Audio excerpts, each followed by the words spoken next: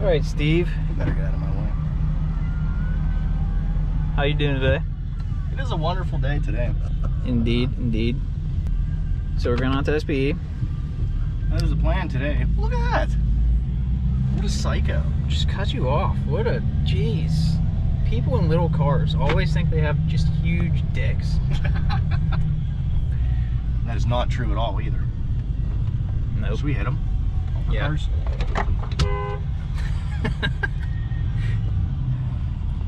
This guy. So Steve, what are we doing to the old rig here? Today, we're going to put a disaster prevention kit on the truck. Look at that guy flipping me off now. Oh, he's flipping you off? Jeez, these people. So that's the plan for today. What so give us a rundown, year of the truck, you know, how long you had it, what your plans are for it, what's done to it, that sort of thing. So, it's a 15 F250, obviously a 6.7. I got it about right beginning of summer, maybe a little before. It's got 89,000 miles on it now, so it's got a little bit of miles on it.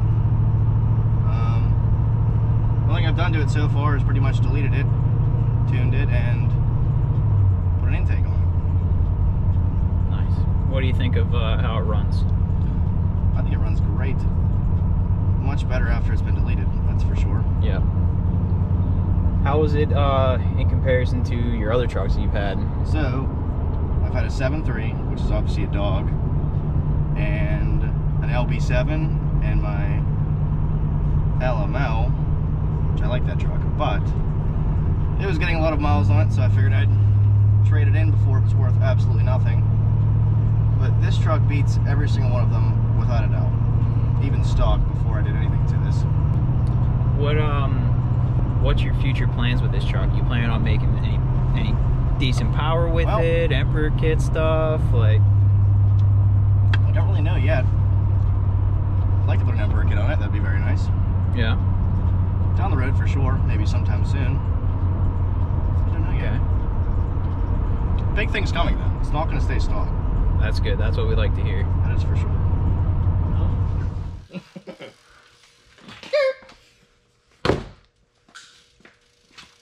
Delivered.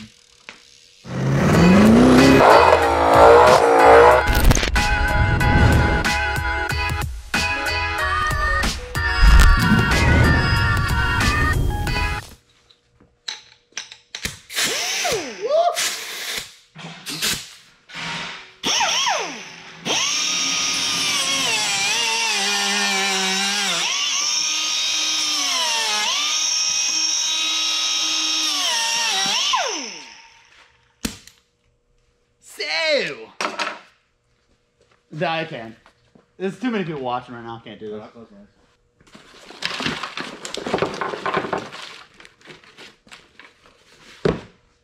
Okay. Thank you, Cord. That's very touch. That's a nice touch. I like that. Once you get past all the mints, you get to the parts. Now, if you don't get the mints, I'd call them bitch immediately because they're fucking slacking. I can't say that word on YouTube, or I get, yeah. So you got the tubes, the chotch, and the fittings. Then you get some pretty instructions. And everything's highlighted. You don't know why it's highlighted because, well, Dan knew people like me would be installing it. So he wrote them very, very dumbed down with big pictures. Because, yeah.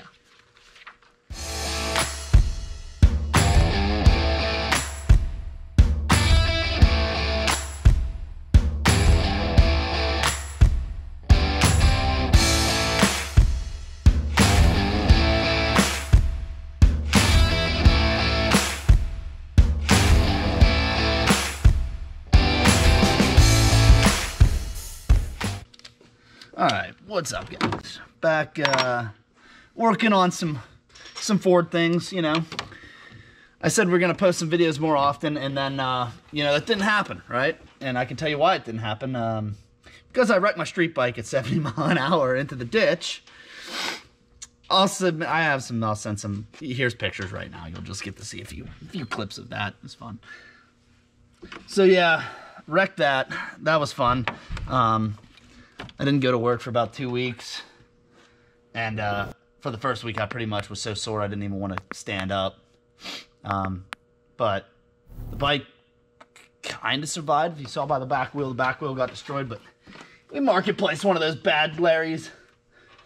And then, so that happened. And then just recently, I had a rain out at work and I bought a dirt bike. So there's that, because this summer, we're going to be ripping dirt bikes a lot. Well, me and Dan will, and a few of my buddies, and Josh needs to buy one, because he's, yeah, because dirt bikes. So what are we doing today? We're installing the SPE Disaster Prevention Kit.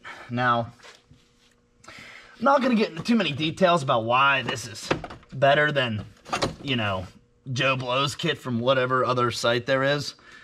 Because Dan literally has a video, it's like 15 minutes long, explaining everything and every detail about the kit, that using bigger words that I don't even know how to use properly in a sentence. So you can just go watch that, because it'll make more sense, him explaining it, than me. So, yeah. Stupid fucking thing. So I'm assuming first thing now, remove cold side pipe. Yeah, I mean, this is one of the first few items you're gonna want to remove. You're gonna remove cold, hot side, and then you're gonna take this lower intake off, upper intake, lower intake, and that should pretty much get you right where you need to be, with everything cleared out of the way. So I'm assuming, with basic tools, we're kind of going to use just basic tools to, you know, minimal impact guns, just to kind of give an idea of like the time it would take if you were to do it at home out in your driveway. Because it'll just kind of give you a better representation of like how long it takes and what's actually involved. But yeah, and I'll go over, I have the instructions. If there's any, there are a few big decent points in there that I'll bring up at that point, because they're just really critical to putting this in, because even though the kit is simple on the install and it shouldn't take long, there are a few things that if you mess up, you could ruin your fuel system. So just, we'll point those out, and we'll show you how to properly avoid destroying your fuel system on your truck. Spend some time. A few things were broken by me. It happens. So we did a CCV reroute as well, because why not? You're in here. We wouldn't want to do anything with the e-jar cooler, because, yeah, obviously. So that'll stay. Everything is gonna go back to normal like that. Well, let's look at some parts. Now that I've greased again, I missed some paper. So, Instructions? yes. So we're, you know, you got to do all this stuff.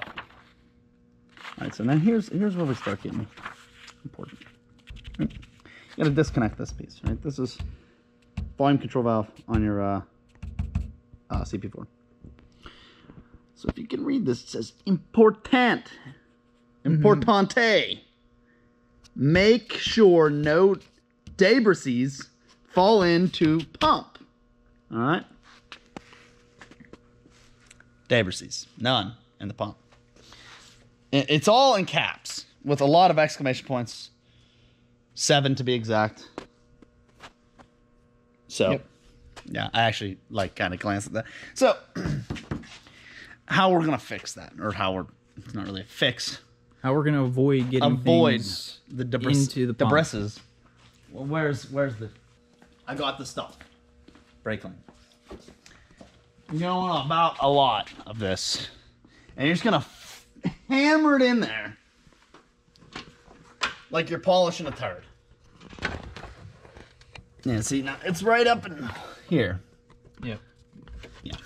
So we're just gonna, yeah, you know, the more the merrier. I mean, you want no debris. No debris in or around this. Now, this looks excessive, but this can of brake clean is a lot cheaper than a whole fuel system.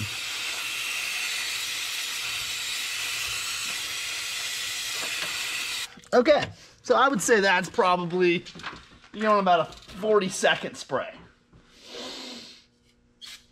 Like that. And so, unless it's like really crummy, which that one wasn't. I mean, there was just a little dust under there, a little dirt dust. That wasn't too bad, but sometimes there's like a rat's nest. You have to get a little more involved with the shop vac and whatnot. But so, importante. Just remember that. So now here's some more fittings and stuff that we have to, we'll probably do that on the bench before we install, because it'll just make it easier. And then also, like, when you get these parts, right, you know, there might be a little, you may not be able to see it, but there's like a little bits of dust on it. Clean these off too, because the debris, you don't want no debris on your parts. They probably think I can't say debris. And a little pro tip for those that may not know.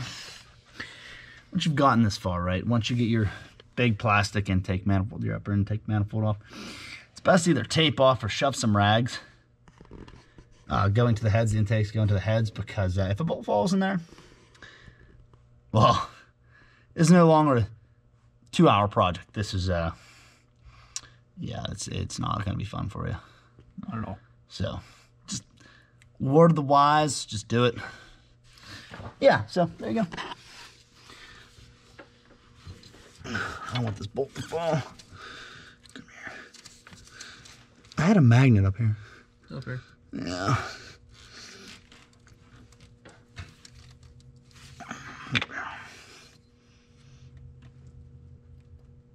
Wiggle her out. Oh, there you are. So, we're gonna get back in there with a rag just to make sure everything is clean. And then you're just gonna kind of wipe this down. And we already got it pretty clean, but we just want to make sure. See, there's nothing in that little pocket right there in the bottom of that. So now, we're gonna go to assembling the first piece for this. And we're gonna get that all done. I'm gonna clean my hands so that I'm not super dirty working on this. All right, so now you might want a vise for this because you're supposed to orient this in a certain way, but I'm putting in a vise because it's going to make it easier, because you have to bolt this all down as one piece with the volume control valve. So we're going to put in a vise here. Make sure she's nice, snug.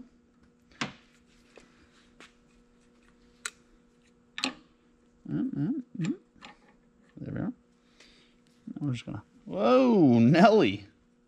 Slow down there, cowboy. I believe we're almost there. Yep. And I believe that's the position. I don't know if it needs to be exactly 90 degrees or what. I'm not sure. So let me go grab that. Make sure I have it exacto.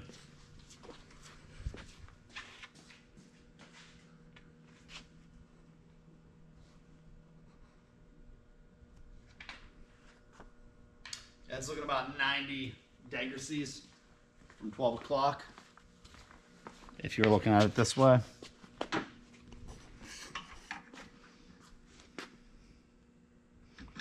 Oh yeah, I trust that in my life. All right, so that is installed. There's 2 O-rings. Go right here. There's another O-ring just so you don't get mixed up. This little thin one. Where did it go? Oh, Thin one goes in here. yeah, the really thin, you'll see it. There's 3 of them. Thin one goes in here, just so you know. And also for this manifold and this filter housing, there's 2 of these, right? So the large one that, I don't know what the word, protrusion, has that. It recesses deeper in to get a full seat, not like that. The smaller one goes into the filter, because you'll see if you do this larger one, it'll fit in, but it won't seat all the way. Just so you know. The more you know. The more you know. Alright, so we're going to show you a little something. Here's your M prop. Volume control valve. You're going to slide this together. Put a little lube on there. Use a little bit of clean oil or anything you'd like. And just kind of give her a little wiggle. Don't press too hard, because it could cut that O-ring. And then sometimes with these O-rings, they have been known to swell with just time, heat, and so that might make it a little more of a challenge to make sure you lube it up. But yeah, so pop scaler. This will be part one of the installation. Let's get this. Oh.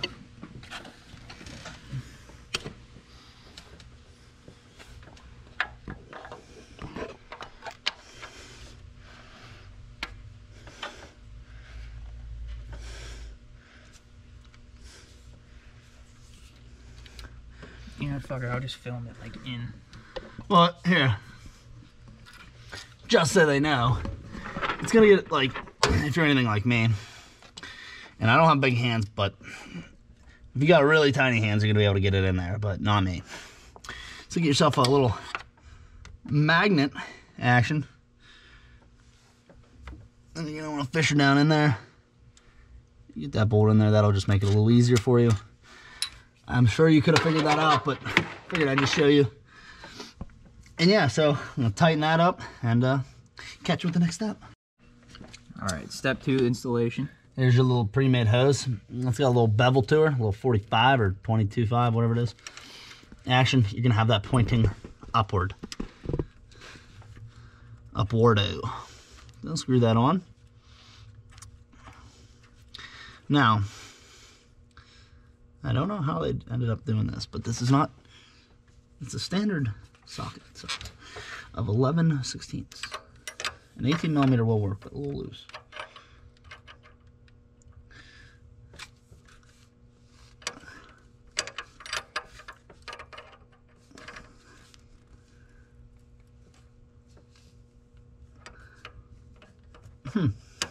There we are.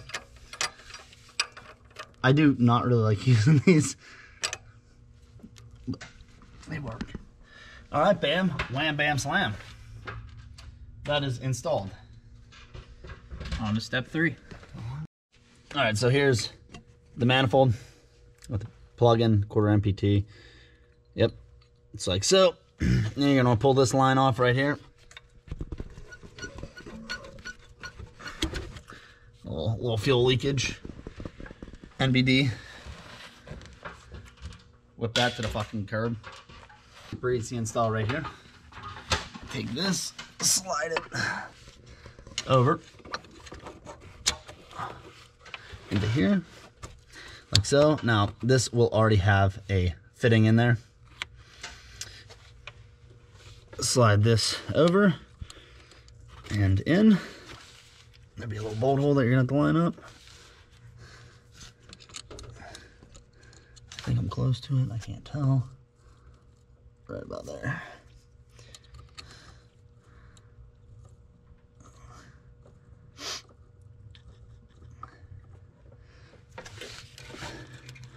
Tighten that up. That's the next step done. Let's see what size these are. How many degrees?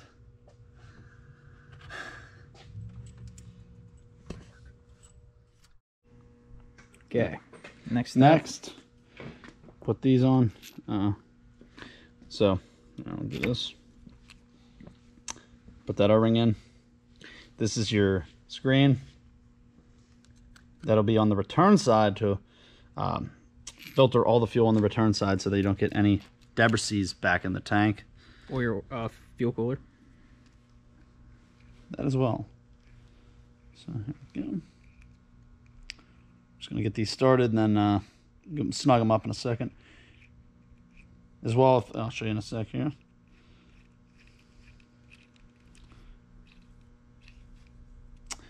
That these O-rings for the fuel lines, where you gotta clip them on with this, are already in there, just so you see it. And that's pretty much it. Yeah. That. Then we just gotta put this on here. And we're rolling. So that's all we need. I need this bolt, washer, or the retainer clip, and then this. So just to clarify, we put this on, and you might have saw it earlier. We had it actually routed up over, if you route it underneath, it'll keep this vertical. So just make sure you route it underneath so it's vertical, because otherwise it'll be cocked one way, and that's not what you want for the fuel lines. So this, we're gonna put this on first. I think it's gonna make it a little easier. Put that in, capture that, and then this will go on like so. Slide right on, and then you just put this retainer and bolt in. I just gotta make sure I know where the hole is. Where the heck is it?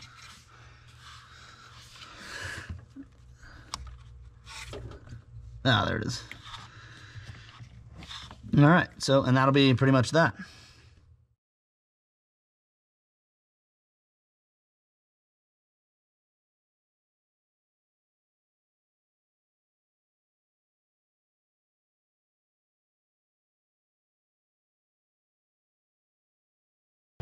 All right, guys, so we got the kit installed. We don't have the rest of it back together because it's kind of a reverse process of taking it apart. As far as the kit going together, it's not bad.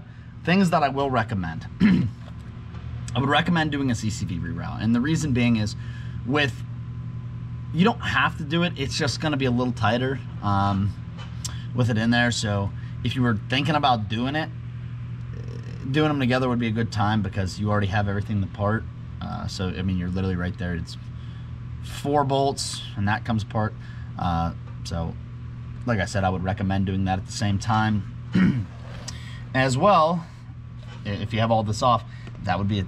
If you, not recommended, this is not a recommendation, but if you would ever want to do an EGR delete on your off-road vehicle only, it would be the time, because you have your upper and lower intake off, and if you break one of those bolts, that'd be the good time to have to, if you had to drill them out, that'd be the time. And it would also, just removing everything would be pretty easy, whether you could remove that first in the upper intake, or vice versa, upper intake then and lower intake, and then that's entirely up to you. It's not like an upsell. I'm just saying, while you're in here, I mean, you could kill a few things and just make it a, you know, one-day project and do a good amount of stuff and get it all installed, if you wanted to do that. So that's just a side note, but going together, it wasn't that bad. Just a few things, you know, with any new product I've ever installed. Generally takes longer now, I think. You know, it took us about 2.5 hours, and well, it'll probably take us 2.5. It took us 2 hours so far, and then another half hour to get it all back together. But now that we've done it once, and that was with the CCV install, I think it'd be like an hour and a half maybe, whole process. So it's not too bad. You just got to once you tamper with it once or twice, then it's super easy. But yeah, I mean, it wasn't bad going together. Just like I said, there's a bunch of little things that you're gonna find out when you do it, that like little tweaks that you have to make. Like I said, with this fuel line, like first didn't know that, so I had to go back, readjust that. With this, we had just making sure the O-ring didn't get cut on that, just making sure it worked really well. We checked that a few times just to make sure, because when we installed it, obviously we don't want to cut O-ring, because not only would we get oil flowing past, but then there's part of your O-ring down in the pump, so that's obviously no good. So, you know, just a lot of checking things just to make sure everything went together correct. I'd rather check it 2 or 3 times before I put it all back together and it doesn't work. So, but other than that, like I said, it took about 2 hours to get everything torn apart and then put all back together. Well, at least that part. So probably about another 30 minutes we'll have it up and running, and then we will catch back up with you once we get everything back together and fire up. So yeah.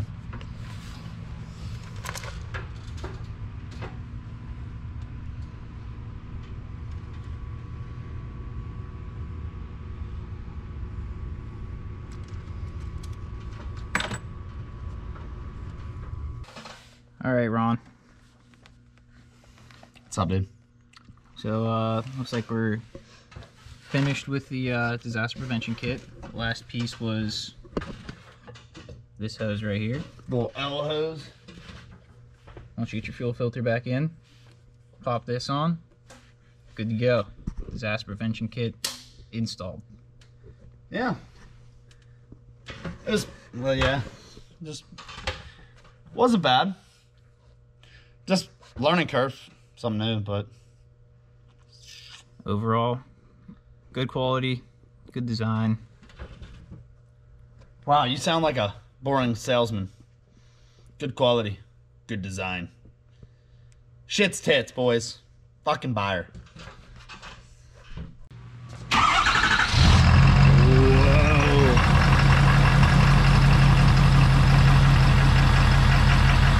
Let me grab the flashlight here.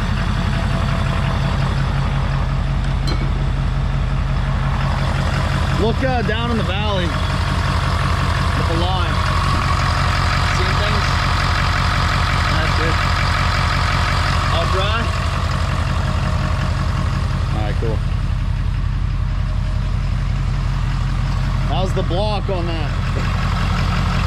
Ow! Good.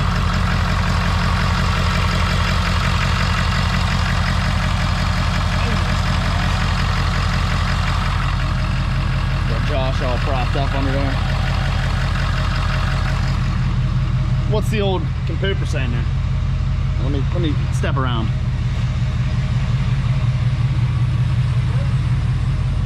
Just zeros, dude. Zeros. Zero codes.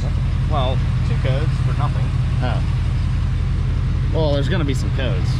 For some for some missing stuff. Alright. Well. Yeah. Alright, dude.